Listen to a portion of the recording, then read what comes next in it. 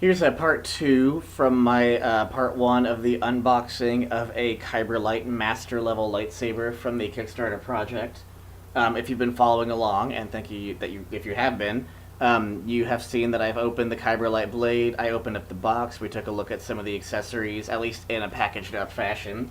Right now, what I have it doing is simply charging in the wall over here. You can't tell on the saber itself that it is charging, other than there's a plug in there. And you'll see right below, there's the on button, here's your color switch button, right below those is the little port for the adapter to be charged. It's not USB, it goes straight to the wall or any kind of outlet that would take a wall outlet. And on the outlet thing, those black box things, on that itself, there's a reddish light right now. Obviously, when it becomes green, as it says in the instructions, which I'll flash again really quick, as soon as it becomes green, that tells us that it's ready to go. On here, it does mention, I think over in the charging area, how many hours it should last on a charge. It says 3 continuous hours of usage, and hopefully I'll get closer. 3 continuous hours of usage on a charge, or 8 hours of sporadic use. I don't think that's too bad. For a lightsaber that you can charge, you won't be replacing batteries. That's not a bad deal to me. And I personally will not be using it all the time. I am not necessarily part of any kind of lightsaber club or dueling club, so for me, this kind of thing is going to work great. And if you're a lightsaber club person or a person who would use this all the time, even hours per day, it might get kind of frustrating to charge it so often. It does say it takes approximately 2 hours, and I don't think that's a very long time. I've had plenty of things that take 3 times that long to charge. The Luke Skywalker lightsaber that I was showing you that I have on the first video, this takes 3 AAAs. And I think I replace them like once a year or so. I mean, I do want to make sure they don't, start leaking or anything like that. So I'm a little more on top of it with this one for replacing batteries. But do I need to change it, every few hours or replace them every few hours? Not quite. So that's one benefit this one might have. And of course, I love the fact that it looks just like the Luke Skywalker lightsaber from the movies. Big fan of that. But in terms of other features that the Kyberlight has that this one doesn't, I'm still in favor of having a Kyberlight as well. I do enjoy owning both now. I think it's going to be a great partnership between the two. So this is still charging, and you might have noticed as well that I was able to take out the blade. It wasn't too bad. They provide an Allen wrench in the box with the blade itself and the hilt, as well as the basic accessories that I believe the Knight backers would have gotten. And I'll show where that was located if I can just hold up the box here again. This is where the blade was located in here, and the hilt was connected to it down here, was already connected. And way over here, past all the accessories, there's a little Allen wrench spot. It might not even show up on the video, but it was kind of taped in there. They have an Allen wrench, and when you use that on a part of the hilt, I can show you. Let me find that Allen wrench and see where it scampered off to. There it is. If you put it in this slot up here, is one of these types of slots. Right up here, there was a screw that came with it, and it's sitting on the floor right now. If you simply unscrew that, that's what lets the blade come off. It didn't take a lot of rotations to make it come off, which could be a good thing or a bad thing. It didn't feel flimsy, I'll definitely say that. And what I could even do right now is try to see what happens if I try to put the blade back on. One thing I'll note it does fit snugly in there. You can kind of feel it hit the bottom, which is kind of nice. You got it right. One thing I should mention is that it does say in the instructions it will not turn on when it's charging. That may bug some people, but it doesn't really bug me too much. And let me just see if I can get this tiny little screw to start getting back in here.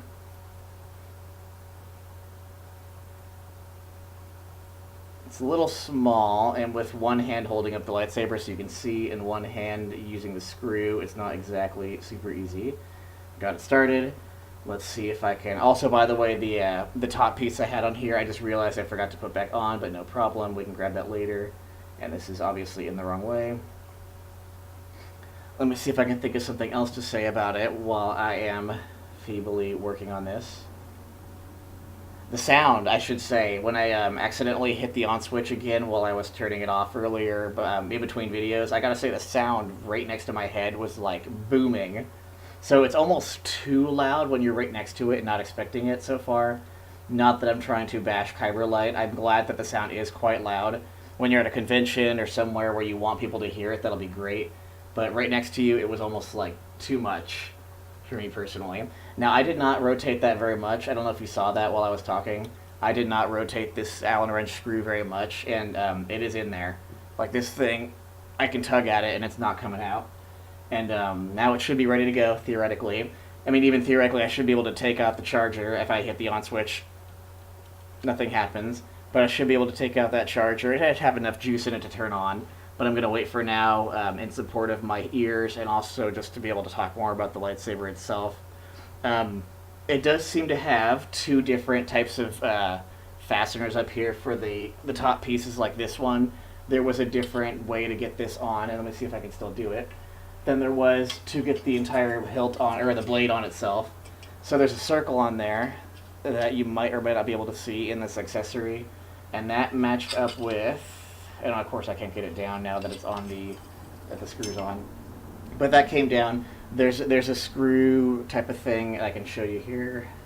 I set that down. This little accessory piece here, that went right into that hole that you see on the accessory and screwed right into the lightsaber. So it does fit in a round fashion that just kind of, screws right in. And I think that's going to work out great. I'm sure, I haven't checked yet, but I'm sure I could grab any random accessory like this one and find the hole. There it is, right there, if you can see it. And this will plug right into it and screw right into the hilt, theoretically. So I like the simplicity of it. It does not take an act of Congress or any kind of complicated, tools or screwdrivers, except for the Allen wrench, to remove, change, customize the accessories in that way. It did take the Allen wrench for the blade itself, but I think you'll probably be doing the blade fewer times than you will be doing the accessories, especially if you're trying things out and trying to have fun with it. I'm not sure how long it'll take for this thing to charge. It could have been sitting in a location for a while without having any electricity. I am going to actually, at this point, just for funsies, again, take out the charger. And it didn't make a noise or anything, but I have a feeling as soon as I hit that button and plug my ears, it will turn on. I do like the effect, the noise effect it makes when it turns on. What I wish it did was, it doesn't seem to have the cool as much of a fling up the blade as the Luke Skywalker version does. Let me see what happens again if we turn it off. Again, that was me holding down the button. I still haven't found anywhere where it says hold down the button to turn it off. So that might be confusing to people like it was to me when I first used it. But you'll notice there, it didn't have like the fade down effect that a lightsaber from the movie or like the Luke Skywalker one has, which is a little disappointing. I wish it did have that. So I'll try to turn on both at the same time. See what happens here. Hopefully you saw the lightsaber over here, the Luke lightsaber. It kind of flung right up the blade. And this one over here, it does fill it up. It fills it up bright. It fills it up with nice sound effects. But it doesn't do it quite in the same way. And then turning them off,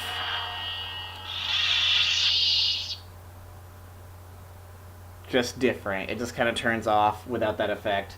That's not a deal breaker at all by any means, but it is one of the more fun effects. And one thing I know that the Luke Skywalker version here does not have is that flash on clash effect that some people like to call it. I don't know if it's a trademark term or not, but I haven't tested that out yet, and I think I would like to now. So let me turn this on again, just mostly because it's fun to hear the sound effects. Also on that note, while I cover up the sound effects really quick, it is kind of, what's the word I'm looking for? It's kind of fun to have the sound effects come out of the blade on the Luke Skywalker one, those like hit effects, when the lightsabers clash, they had that cool noise. I haven't tried, kind of, smacking this one around a little bit to see what happens, but that's what I'm going to do now. So I'm going to take my hand off the sound effects here and see what happens.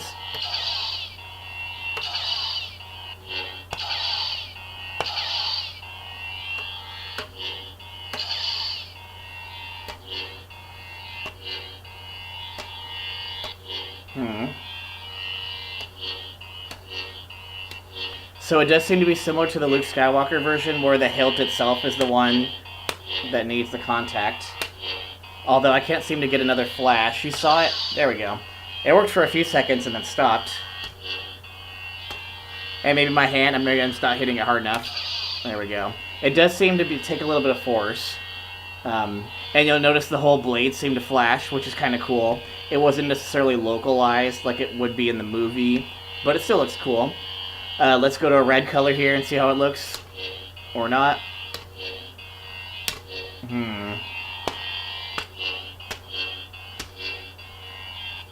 Yes, it seems to take a lot of force. I was doing it at first.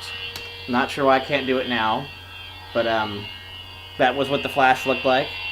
And you can hopefully hear the effects with that. There we go. I'll definitely practice and see how much better it works in the future. I'm going to cover up the sound again really quick just to give another note. There seems to be lots of colors that are similar but a little bit different. For example, this one, and again it's hard to see on the video, is pretty red. And there were kind of other red tints too. This one's a kind of light tealish blue. And there have been other light tealish blues. This one's kind of like almost like a clear purplish pink. And this is another purplish pink but less clear. So yes, it's great that they have 20 colors. It's just kind of odd, like I don't know what I would really call them. Especially because, and the worst part is you might not be able to see this on the video, the tip seems to have a definitely different shade of color than the bottom. The light definitely coming from down here at the base is way strong in this area. And as it goes up the lightsaber, it gets weaker and weaker. So it's a little bit less bright and less fun up there than it is down here. I'm sure in the dark it'll look extra awesome because most light up things do in that way. But it's interesting how at this point it almost looks like a kind of a weak purple down here. And as I go up it looks way more pink. And at the tip it's actually very pink to me. Which may or may not show up on the video as I keep saying. So very interesting to me. Excited about the colors, but it's also interesting how they seem to be similar but also different even within the same color scheme. This is another red one. This red looks almost exactly the same as the last red that I remember. So that's a little interesting too. And I'll just kind of cycle through. I like the green. The green looks nice. And actually on that note, while it's really bright down here, like I was pointing out earlier, as you go up, it stays relatively bright compared to the other ones. And even the tip on the other pinkish color was barely light at all. This one still has quite a bit of light to it, which is nice. So maybe the color, it depends on the color, how much brightness you're going to get. Also, don't forget, which I just realized, I had not fully charged this thing, so when it's fully charged and at complete full power, it might work out a lot better. This is going a little bit longer than I was hoping for, and I probably won't make a third video, but you never know. So one thing I'll do one more time is turn this off, just to show the effects. I do like the sound. And just turn on the Luke Skywalker one at the same time, and turn this one on at the same time, and just have a little fun showing what they look like, the brightnesses again, the lengths, as like a final, not necessarily review of either of them, but comparison from what I already have to what I just got. And I do want to help Kyberlight promote because they are doing an awesome job in my opinion. All of the accessories, they seem well machined, it's all CNC'd, it's great. So let me just turn these on again, and I'll turn the video off.